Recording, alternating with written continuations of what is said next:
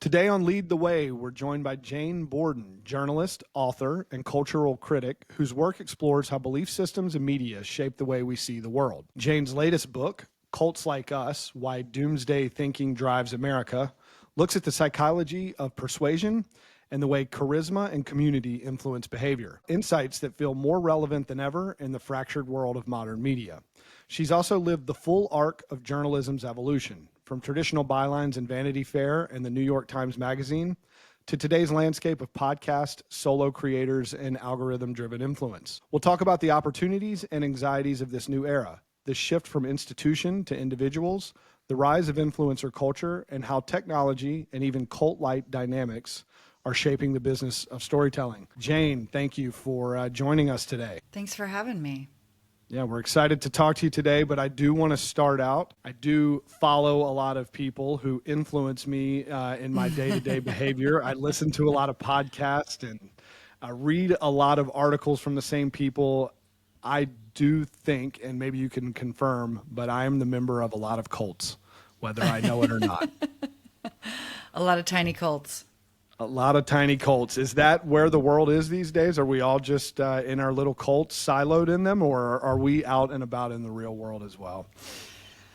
That's the question, right? And what is it all doing to our mental and physical health? I think the internet and particularly social media has shattered the influence hierarchies that media once controlled, resulting in a proliferation of charismatic leaders, so to speak. We literally call them influencers, and the people who are interested in them, we literally call them followers. So the language is there, the parallels are there. I describe the algorithm as the most successful cult leader of all time because it does exactly what cult leaders do. It mitigates our ability to discern what's true. It sends us down rabbit holes of extreme ideological thought. It separates us from our communities and controls what we do and don't believe. And the intention of all of it is to extract resources from us.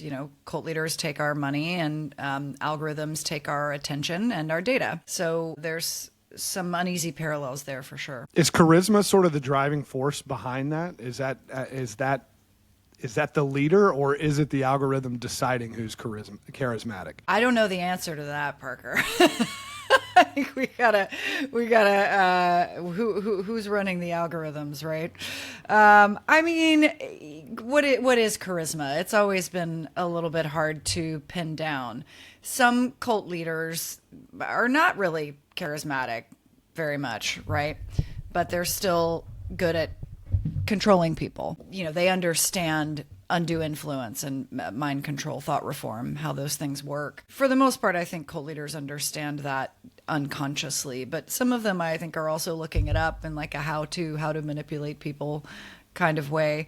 So charisma, certainly I would consider a lot of the influencers who have gained followers on social media and through podcasting to have done so in part because of their charisma. When you're talking about Substack and that kind of thing, it's a little harder to call that charisma because I think typically we associate that word with audio and visual power. When we look at the Great Awakenings, these preachers who were out on the frontier preaching to people had great charisma, audio and visual power, so to speak. So the guys building followings on Substack, I hope that has more to do with their journalistic credibility, but it's probably a little bit of both. I'm kind of curious, Jane, like when you were researching this topic, do you think it's something about human nature where we're all sort of prone to being influenced in this way? Like, is there something that is reassuring about finding ourselves surrounded by people with, similar worldview, similar thought processes that kind of make us prone to kind of falling into these traps? Is that the driving force behind this, or do you think it's something else? That's certainly one of the biggest driving forces behind it. Yeah. So in the research for my book, I looked into some work by this guy, Mikhail Klintman, who studies knowledge resistance. And the question is, why, when faced with facts, do we still choose to believe fallacy? For example, that guy, Andrew Wakefield, who published the study connecting the MMRA vaccine to autism, he has come out and said that study was basically faked, right? Yeah. And still people cling to that. So why? And essentially, the answer is that we're social animals. We evolved to hew toward the center of the herd. That's how you stayed safe, not by spouting facts and finding out what's really true. That's just less pertinent when it comes to survival. Right. And so we see that behavior over and over, and especially when groups become more isolated, whether we're talking about an actual cult or a group of people online who subscribe to the same ideas, the more isolated they become from the outside world, the more prone they are to adhere to falsehoods. And in fact, the more outlandish the falsehood is, the more likely people are to toe that party line. And that's because that makes a group distinct, right? Right. And we see this all the time. We these cult documentaries. It's like, how did they believe that? What's this crazy stuff they're doing? And first of all, when we're talking about cult dynamics, the belief systems are neither here nor there. Like, the exploitation is the same. That pattern is always the same, even though the beliefs get wilder and wilder. But part of the effectiveness comes from how wild these belief systems are, because it makes it's almost like brand loyalty, because it makes the group distinct from outsiders. Mm-hmm. Ultimately, how does anyone break out of the grip of that cult, right? I mean, is there any hope? Like, once you're sort of caught in it, right? And it's, I mean, I would imagine that there is some level of comfort that comes with being surrounded by people who believe the same things as you, even no matter how outlandish, and it's you against the world, and there's something comforting about being a part of that collective. But how ultimately, where is that sort of, that eye-opening experience, or the enlightening experience that allows people to break out of the grip of that cult? Separation from source. Yeah. Source being the cult leader, or the source of the misinformation, or the source of the undue influence, right? Mm-hmm. Some people never break out of it. Some people are able to start re-engaging their critical thinking skills. Some people get out before they've been unduly influenced to the degree that it's harder to escape. But the most profound break occurs when someone is no longer connected, plugged in to the source. So this is why parents used to hire quote-unquote deprogrammers to kidnap their kids out of cults in the 80s. And this is why, often we don't really see a cult fall apart until the leader dies. Yeah, well, okay, so I can, from personal experience, when I'm getting a lot of one thing in my social media feeds or reading it, I'm pretty aware of it. It actually is harder to just cut that out than you would think, as you're saying. It is hard to the separation of source. I have unfollowed those certain things that I thought were everywhere and were a part of everyone's life. I unfollow them. I'm like, it's non-existent outside of what was being fed to me. And it's pretty crazy to feel that change and that shift where it's like, I could actually just move on from this if I just cut it out of what I'm consuming. And so I do feel a freedom of, we're in cults, and cult has, I guess, had a sort of a negative connotation, and I imagine that the way we're discussing it is saying, hey, we're being told a way to think, we're being told a way to feel, we're being told a way to participate in the world. So go ahead. I mean, I think that that's what's so interesting about this topic is and I'm just thinking about parallels in my own life, you can think about on election night. One of the things I love to do on election night is flip back and forth between MSNBC and Fox News, and these. There are two different worlds being presented on television, right? And it's just kind of amazing to me. And I don't I think there are times you get the sense that the people that are really, really committed to one view or the other, like they have no idea that the other world is even out there. And that's what I find so fascinating about the world that we're living in right now. And one of the things that I think we think about a lot here is just like, how do you address this and like give people like that viewpoint that is outside of the world that they're living in a way where they're likely to consume it, and maybe just, start to break down those walls a little bit. Talk to each other. Yeah. The media is not doing it for us anymore. No, they're not. And so-called unbiased journalism has been a blip in the history of since the printing press, right? Sure. Was a relatively new phenomenon, and it seems like it's now going the way of, well, I won't say it's going extinct because I hope it will come back. But I hate to say this phrase, we can't trust the media to give us. This is not the end of the sentence. There's not a period after media. But we can't currently trust the media to give us fully unbiased opinions from any one source. There are a few out there who are doing it. I think we have to do it ourselves. I think we have to turn toward one another, have conversations with people who are different, who have different viewpoints than we have. So that's very easy to do, and I do think it's the best chance we have of bridging the divides that are, kind of destroying our nation at the moment.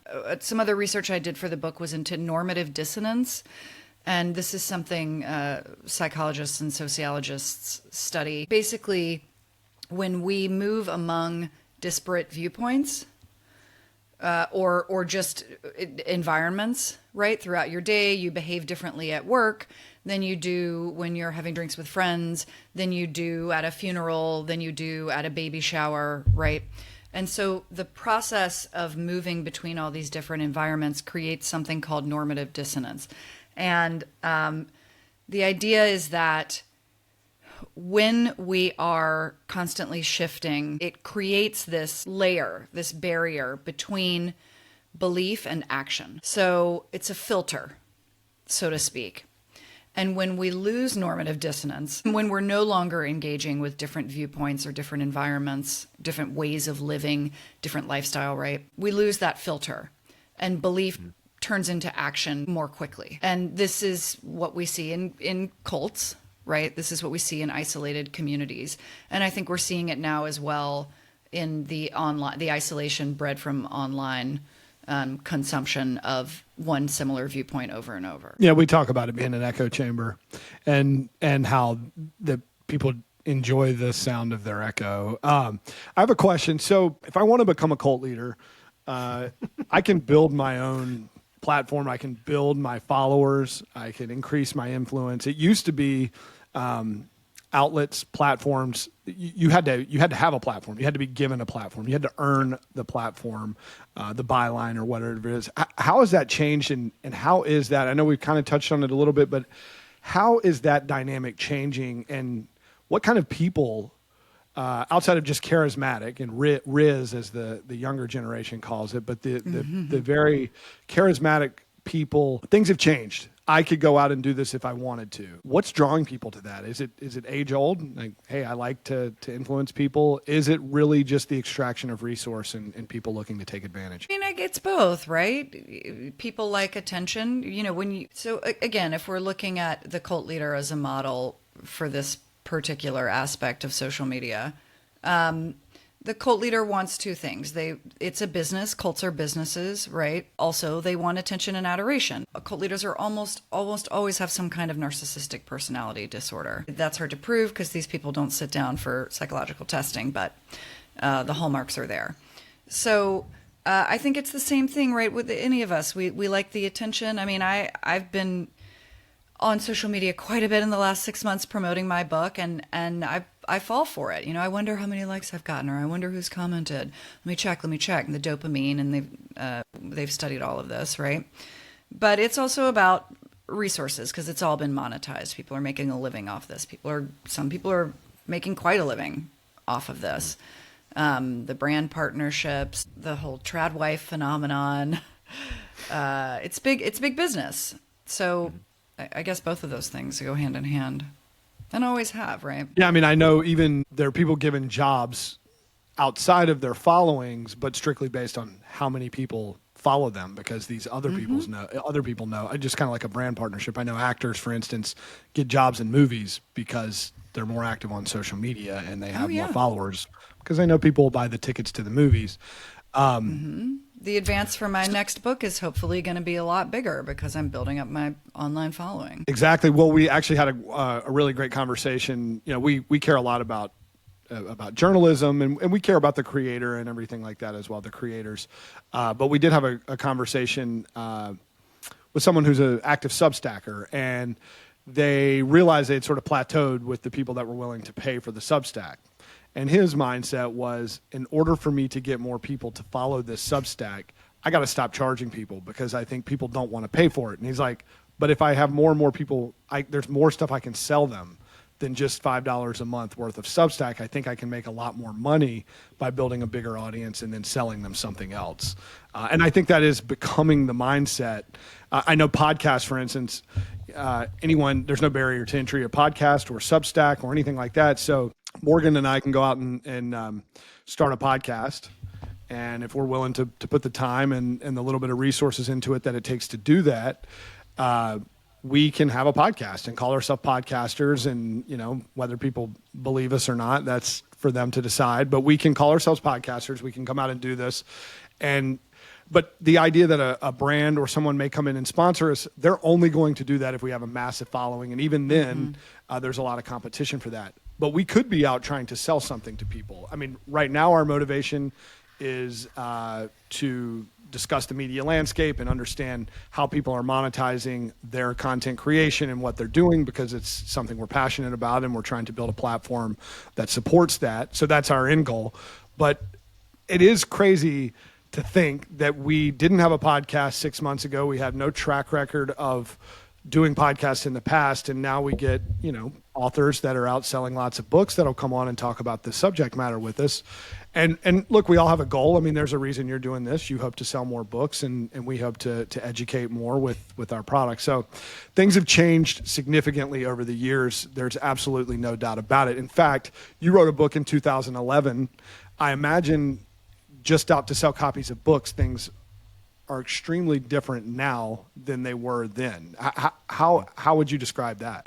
Yeah, the two different promotional processes have been wildly different. In 2011, I ended up in a lot of lists, magazines, you know, roundups, books to read this spring or whatever. I got some reviews in newspapers and magazines. There were lots of things I could quote, right? So this so-and-so reputable outlet says whatever about my book. I was in a couple of different NPR studios. I did a big tour, I think. All in all, I probably did like 15 cities over the time.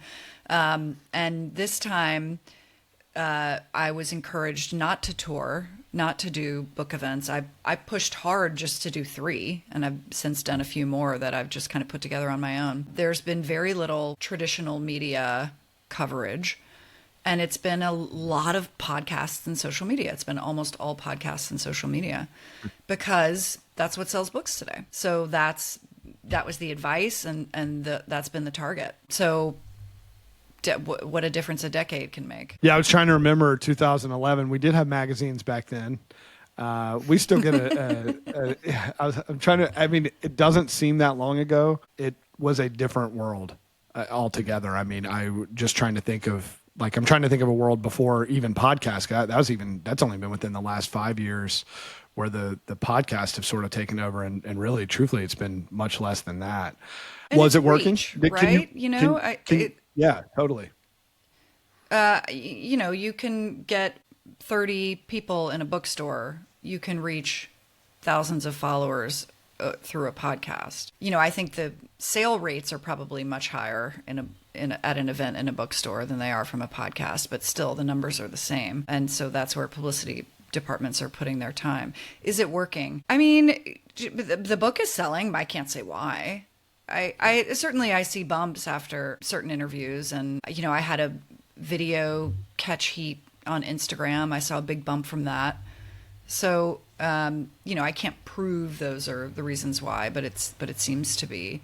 And I do just want, if you'll allow me to clarify, because I hate that I accidentally used the phrase "can't trust the media" earlier. I just want to clarify that there are still more than a handful of media sources I trust, and I hope people will trust. I think what I mean in general is that we can't trust the media in general to bring us together. There are certain sources I still Yeah, the trust, monoculture type of thing with media is shot. Go ahead, Morgan. And Jay, no, I mean, I think your point is really well taken here, and it's something that we've spoken about quite a bit. Is like the incentive structure, I think, has changed over the last handful of years, right? Where, whatever the root cause of it was, I do think that there are a lot of organizations that realized that the best way to keep a viewer or a reader's attention was not necessarily to purely inform them, but to maybe get them a little bit riled up, to get them a little bit pissed off, right? And so that was an effective way of kind of generating that captive audience, which almost goes back to your cult point that we started off the conversation with. And so when that incentive structure changed, people started responding to that incentive structure. And I do think the incentive structure of social media is a little, it's maybe not exactly what we would all want it to be, just in terms of like, being out there to inform and to make people sort of better able to make decisions about their own lives. It's really more about keeping their attention, keeping them captive, and that's where that trust starts to break down. And it's one of the things that I think a lot of people are wrestling with and trying to figure out a solution to. All right. Well, look. So we in this changing landscape, we've kind of gone from outlets, news organizations, being the sort of leaders in where we receive our information, to now we have our favorite journalist that may be working for themselves. It may not be somebody that is platformed from a news organization like CNN or Fox or even like the Washington Post or the New York Times or the Wall Street Journal. These are people that go out and we support journalists. We support independent journalism. It's something we care about, but we also understand sort of pitfalls. Is there bullying going on? What has changed? What is the difference now between sort of the institutions providing the news and the individual? Because I know it's very different than how it used to be. On the one hand, I think it's great that journalists are getting followings at all, because it used to be that no one read bylines. It was all about the media source rather than the journalist, and so it's nice to see really quality work be recognized, have the creator of that work be recognized. It does scare me a little bit, because when you are working for a big institution, you have power behind you.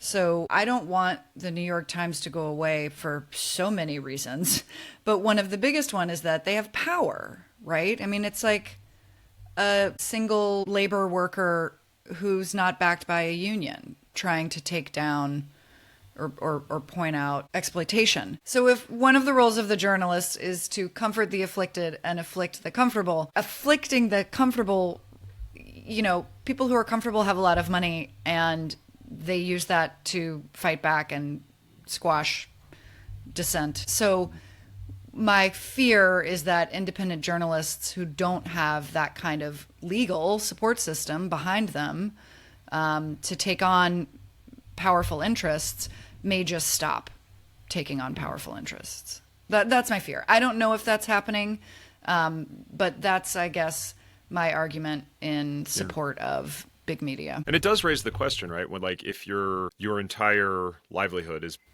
built around a sort of core reader, core follower, if you suddenly decide to challenge them and their beliefs, or you might say something or take a line that is not popular with that group, you run the risk of alienating that group, right? And that's one of the risks that I think we really run in this current era, where we have all sort of gone into our corners and live in our echo chambers. And like, we had this conversation with Chris Cillizza recently, where he said, anytime he writes an article bashing Donald Trump, people love him for it.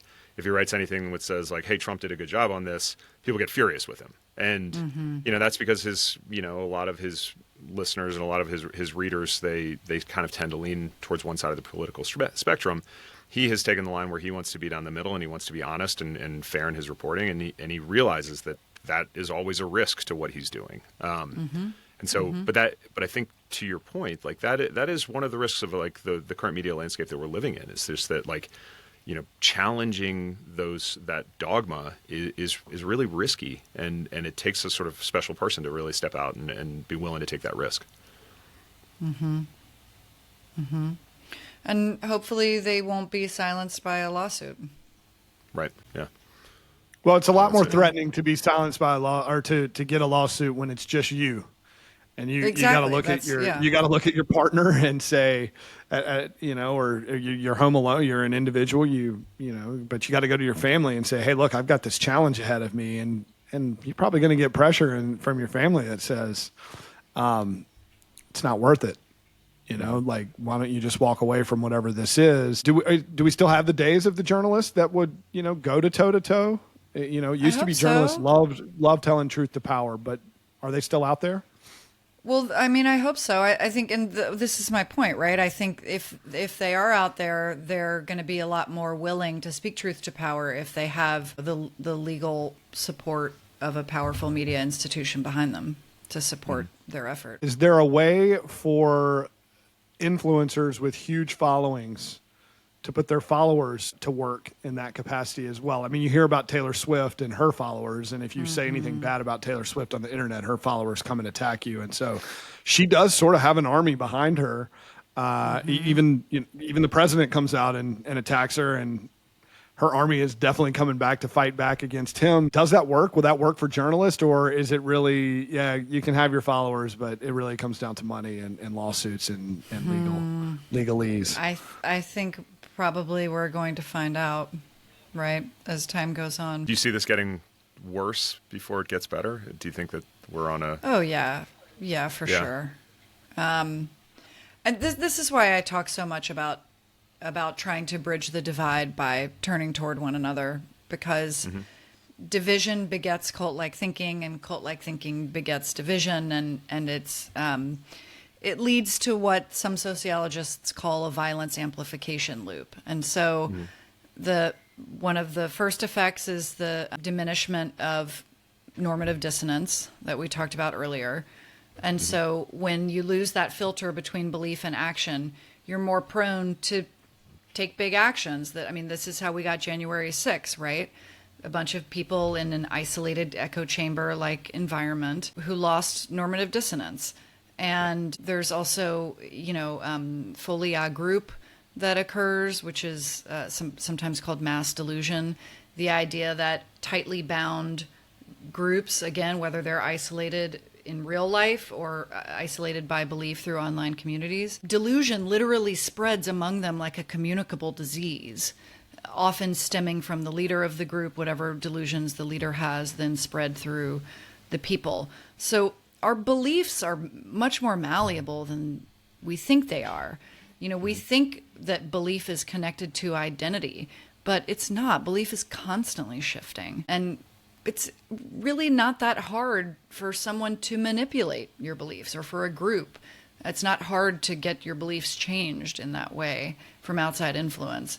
And so by turning toward one another and re-engaging with disparate ideas and voices and ways of living, it just kind of shatters all of that. It's so easy to do, right? And we have to do it ourselves because there are a lot of powerful forces in the world who want us to be divided, because divided people are easier to control, Do you get the sense that there is like a real appetite from average people for, to go back to something that resembles more of like a thoughtful conversation and, those disparate views? Or do you think that media companies are just responding to the demand that they see? I do think the appetite is growing. I think the pendulum is swinging a little bit when we're talking about appetite. Is it too late? I don't think so, but I do think we're up against a pretty powerful or entrenched, rather, system of media consumption that does not lend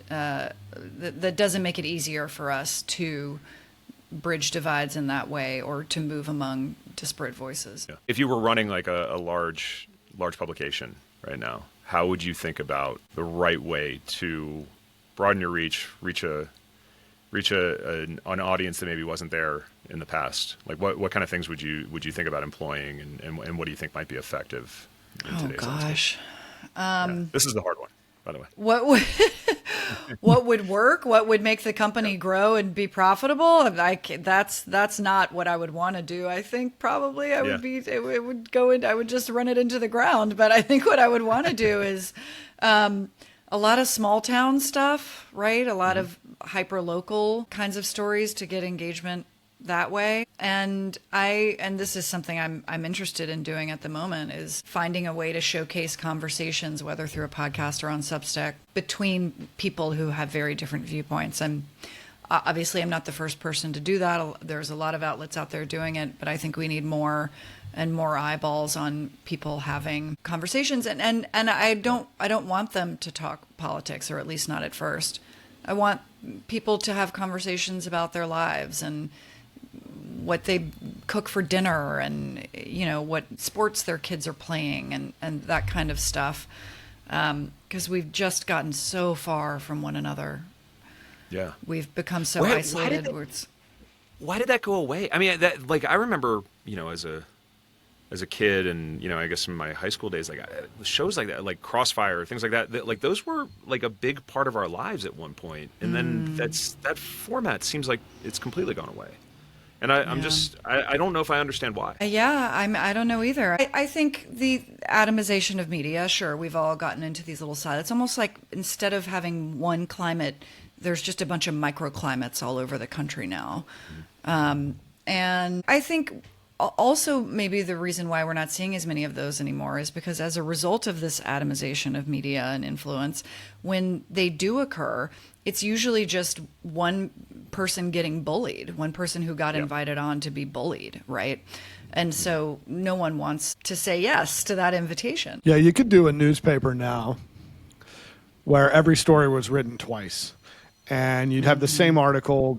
Probably would have to adjust the headline, because I think it's the headlines that are really what people read now so much, because we're all consuming so much information so quickly. Oh, yeah. So the wording of a headline makes such a big difference, because like Morgan, what you were talking about, going back and forth between CNN or Fox or the New York Times and the Wall Street Journal or something like that, where the headline, it could be the exact same story, and the headline is, you would not recognize that we were even reading about the same topic. Maybe that's an idea for a business, though, is we tell every story twice.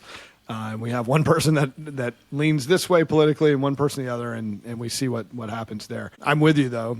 That would probably, like, how could you actually manage and control that? Because somebody has to hire all those people, and who knows. When we talk about, though, this atomized sort of world that we're all living in, part of it has to do with, you talk about sort of the American obsession with individuality and anti-elitism. Where does that sort of fall in this puzzle? Are we drawn to certain people because we feel better about ourselves from getting our news? Because I know some people, when they have debates, they say, oh, you're only getting this perspective. Somebody says, I read all kinds of different things, and then you ask them, and they're kind of on the spot or whatever. It's an interesting way to argue with someone now.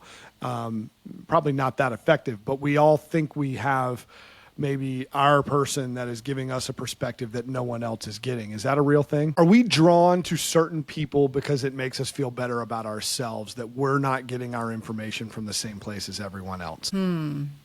I mean, sure. Yeah. Are we being told what we want to hear because influencers are pandering to us in order to build their followings to get more money? Yeah. I mean, definitely. Is that our fault? I don't know.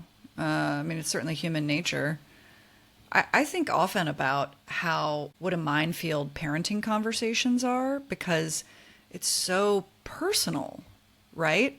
And I see parents online judging one another for certain parenting choices, and I don't think it has as much to do with the choice that was made by the person being persecuted as it does with the fact that the person criticizing them didn't parent that way. And any way that's different from the way that person parented is an attack, because if I didn't parent the best way possible, then what does that say about me? And is my kid ruined forever? It's so personal, and the stakes are so high. And so I think about that analogously when we're talking about any topic, right?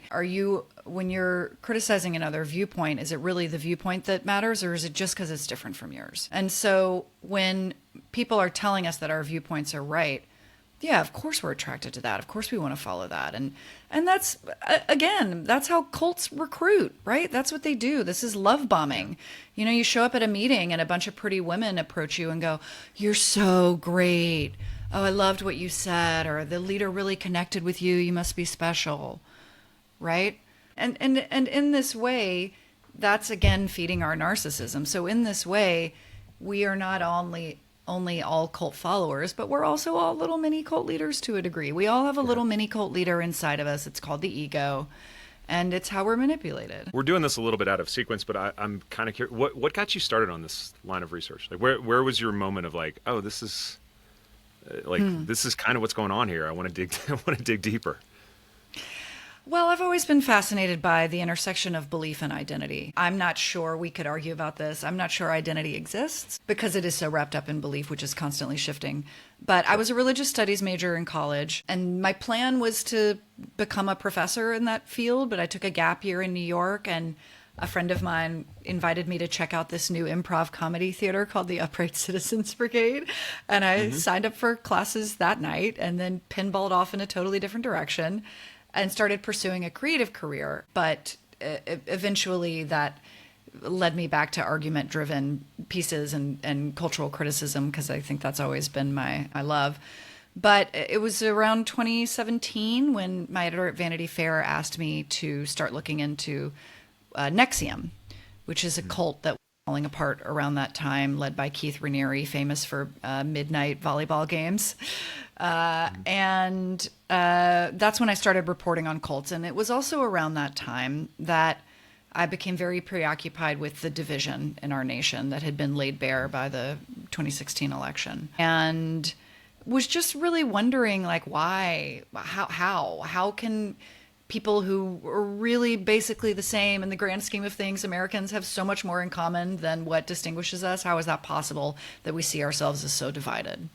And I started to see in politics and pop culture the same kind of dynamics I was reporting on in my cult reporting.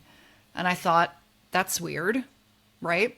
So I started pulling the thread. Like, where does this anti-intellectualism come from? Why are we so obsessed with perfection? There have been so many perfectionist movements in our history. Why do we worship the wealthy, right? And everything led back to the Puritans, to the so-called founding of our nation. And the more I looked into the Puritans, I was like, I think they were a cult. They look like a cult. If they were around today, people would call them a cult. Right. And so that's when I started exploring the long-term secular cultural influence of their cult-like doomsday ideology, which is still very much with us in ways we don't acknowledge. And I think the result of that lack of recognition is that we're easily manipulated by these beliefs we don't recognize we have. It's fascinating. It's a fascinating area of study. Yeah, well, it is funny how you end up, how things take you down the path. And I certainly remember the Nexium days, because that was, didn't they spell it weird, or there was I Yes. feel like there was like a symbol replacing something. I kind of vividly remember learning about it and then thinking, wow, I can't believe this still exists. It is funny now because now you've got me pretty well convinced that we're all members of cults, and maybe some are not so bad and some are worse than others. One of the things I did want to ask you about, as you know, we could talk to you. I think we're just sort of scratching the surface of this conversation, but you do talk about the fourth great awakening is one of the things. What do you mean by that? And what is that in modern times? So I mentioned earlier that the first great awakening is when preachers hit the frontier, bringing the word directly to people, and it kind of shattered church hierarchy, and suddenly anyone could be a charismatic leader, so to speak, and build up a following and start a little church. Everyone gets a church. Everyone's a salesperson in the faith market, right? And there was a second Great Awakening, and some people have different ideas about what number we're on at this point. But Tom Wolfe wrote a famous article about the Me Decade for New York Magazine back in the day, basically about the 70s being the time when people were obsessed with themselves and self-investigation.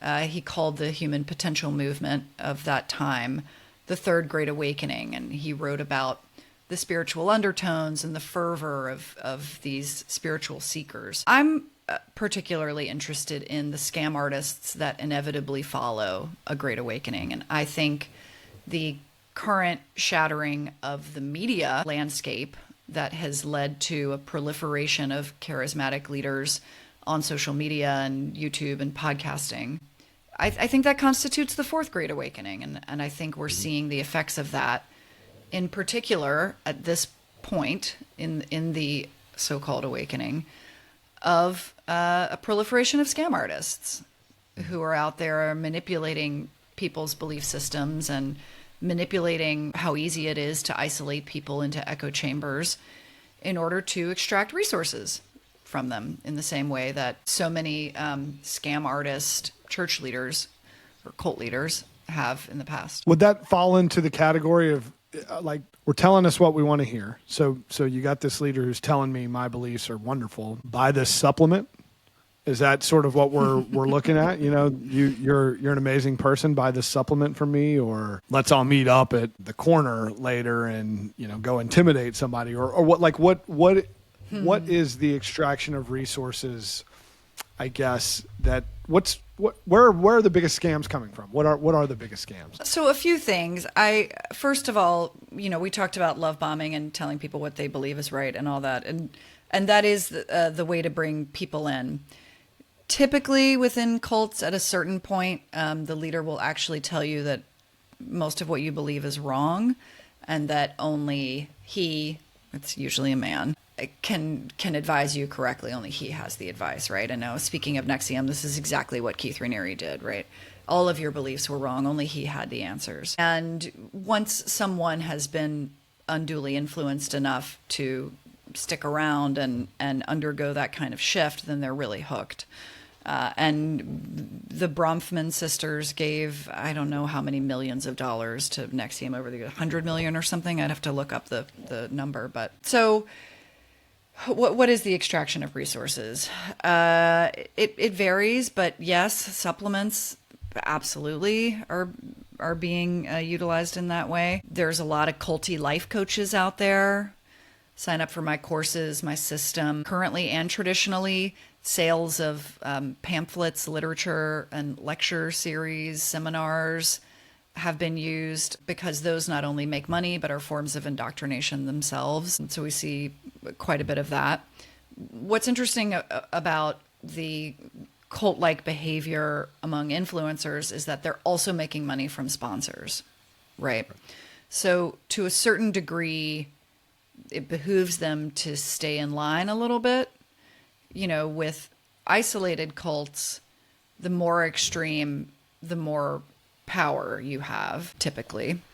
Not so with influencers, right? Because they also want them, they don't want to lose their sponsors. Yeah, they have to publicly run their cult. So there is, I guess, right. If there's such thing as accountability to a cult leader, they are out in the public, and that makes a lot of sense in what you're saying there. But multi-level marketing, quote unquote, companies, I don't actually believe they're companies, but multi-level marketing organizations are very culty, all of them. And also, they should be illegal. I mean, they're pyramid schemes that are allowed to proliferate, even though they're very clearly pyramid schemes. But these are guys who've been operating, above board, so to speak, because the government and the FTC have supported them for decades, right? In very culty fashion. Is there a silver lining when you look back at some of these past Great Awakenings? Like, there's this new proliferation of a way of distributing information. Somebody comes along, or many people come along and try and corrupt that process, but ultimately, society comes to terms with it and figures out the sort of best use for it, and then we move forward, and it actually ends up being an overall net good for society? I mean, is there a line that you can draw there, or is it maybe not as hopeful a message? Sociologists point to specific contexts that lead to increases in cult-like thinking, whether we're talking about specific isolated groups or cult-like thinking at the societal level. And so it kind of ebbs and flows, right? Certain cultural contexts that lead to increases include technological revolution. And so we've certainly been seeing that, right? Social media in the last couple of decades and what's happening right now with AI, major technological revolutions. A social upheaval, we're seeing that as well, not only in the recent past with the Me Too movement, quote unquote, woke culture, etc., but also America's going to be minority majority by, I don't know, like 1940, I think. Again, I'd have to look up the number, which is just meaning that white people will collectively be a minority. So again, major social upheaval and just general crisis. Now, you could probably argue that climate change is the biggest crisis we've ever faced as a species. I don't think we're really facing it yet. Culturally, I would say the biggest crisis is the chronic under-resourcing of a majority of Americans.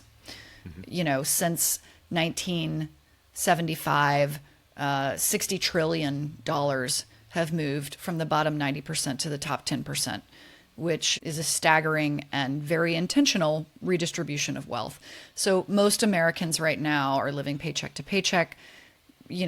Since Reagan, essentially, we've gotten to this point where no one has savings anymore. People are taking on debt.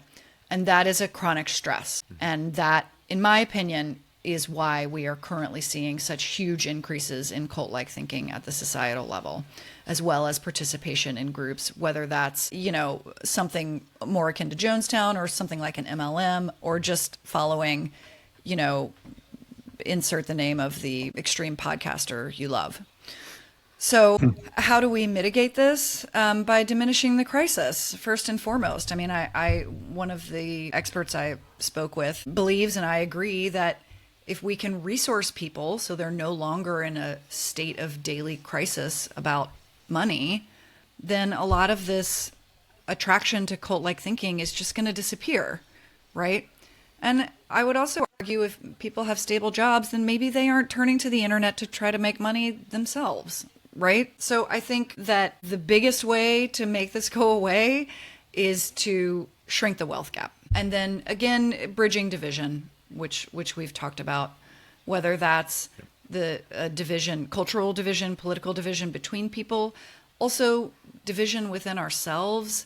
This one of the Puritan ideas I explore is the grace-nature divide, this idea that if you were chosen by God, then you're made out of grace and you're 100% holy, whereas the natural world is 100% evil.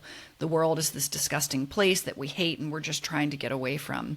And that has not only led to 400 years of runaway extraction economics, but creates a division within the self between the, if you want to be secular about it, the brain and the body, or like don't trust your gut instincts. That's just this is a thing that cult leaders say. They try to diminish intuition because people like that are easier to control. And it's also separated us from nature, of course, which has been disastrous for a variety of reasons. So any kind of division that can be bridged is going to help mitigate cult-like thinking and help mitigate the kind of atomization we're experiencing. Jane, who's your book for? Who if somebody was interested, who wants to read this book? Like tell us who should go out and buy your book. I would say people who are wondering how we got here in America. I like to say that we got here in America on the Mayflower. and the Arabella, the first Puritan ship in 1630. I think people who are curious about how belief affects identity and culture. It's a book about cults, but really it's a book about America, how we really built our country on a foundation of cult ideology. The last third of the book, I get into what happened before America. Cult-like thinking is not unique to our nation, of course. It's a human proclivity, and so I dig into some of the evolutionary biology that led us toward, for example, us versus them thinking, which is, of course, the root of all cult-like thinking. And I found that part the most interesting, but I've always been a science nerd. So. Oh, well, thank you for joining us and talking to us. Such an interesting subject matter. I think, you know, obviously when you say anyone who's curious about how we got here in America, I would say the book's probably for everyone then, because we're all probably trying to figure out what the hell happened. It does feel like that at the moment. It's probably felt like that at a lot of moments throughout history, but it really feels like that right now and has felt like that for a little while. So thank you for doing this today. Jane, this was awesome. Really just fascinating conversation, and you know, really appreciate you coming on. This was great to have you. Oh, thanks so much for having me. It was a pleasure to chat with you guys. Thanks for what you're doing. Thank you. All right.